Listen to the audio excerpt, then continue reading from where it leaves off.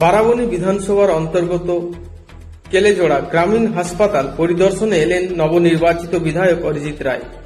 হাসপাতালের স্বাস্থ্য পরিষেবা, সাধারণ মানুষের চিকিৎসা ব্যবস্থা এবং বিভিন্ন সরকারি সুযোগ সুবিধার বাস্তব পরিস্থিতি খতিয়ে দেখে পরিদর্শনের সময় উপস্থিত ছিলেন বিএমওচ, বিডিও, চিকিৎসক, স্বাস্থ্যকর্মী ও হাসপাতালের অন্যান্য স্টাফরা। সকলের সঙ্গে গুরুত্বপূর্ণ বৈঠকে বসেন বিধায়ক। মূল আলোচনার বিষয় ছিল কিভাবে সাধারণ মানুষের কাছে আরো উন্নত, দ্রুত এবং সহজলভ্য স্বাস্থ্য পরিষেবা পৌঁছে দেওয়া যায়। বিধায়ক জানান, মানুষের সুস্বাস্থ্য নিশ্চিত করাই তার প্রধান লক্ষ্য। সরকারি হাসপাতালগুলোতে যাতে সাধারণ মানুষ বিনামূল্যে এবং সঠিক সময়ে চিকিৎসা পান, তার জন্য প্রয়োজনীয় সব ব্যবস্থা গ্রহণ করতে হবে।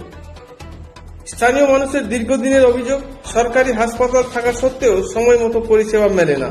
অনেক সময় হাসপাতালে ওষুধ থাকে না, রোগীদের বাইরে থেকে পরীক্ষা করাতে হয়, এমনকি সাধারণ চিকিৎসার জন্য মানুষকে ঘুরতে হয় বিভিন্ন জায়গায়।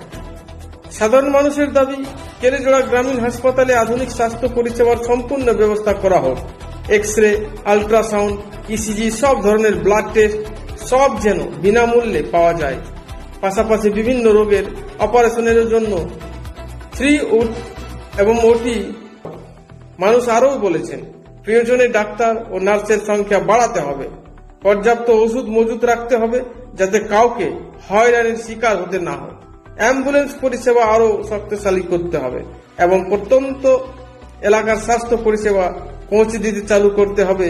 মোবাইল স্বাস্থ্য শিবির যেটা চলে, মোবাইল স্বাস্থ্য শিবির ও হেলথ ভ্যান। এলাকার বাসিন্দাদের একাংশের দাবি, দিল্লির মতো বারাবণীর প্রতিটি বুথ এলাকায় নিয়মিত স্বাস্থ্য শিবির চালু করা হোক, যাতে দরিদ্র ও সাধারণ মানুষ বাড়ির কাছে চিকিৎসা পান।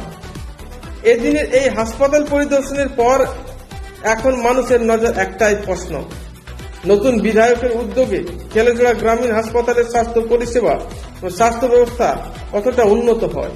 ডাক্তার, নার্স, আশাকর্মী, অ্যাম্বুলেন্স চালক থেকে শুরু করে স্বাস্থ্য দপ্তরের কর্মীরা কতটা আন্তরিকভাবে মানুষের পাশে দাঁড়ান, সেটা এখন দেখার। পরিবর্তনের প্রতিশ্রুতি বাস্তবে কতটা কার্যকর হয়, আগামী দিনে সেদিকেই তাকিয়ে রয়েছে বারাবণীর সাধারণ মানুষ। ভারত টিভি নিউজের জন্য আসানসোল থেকে ওম শর্মা রিপোর্ট। তো ভিডিওটি শেয়ার, কমেন্ট আর লাইক করতে ভুলবেন না। সঙ্গে থাকুন, দেখতে থাকুন ভারত টিভি নিউজ।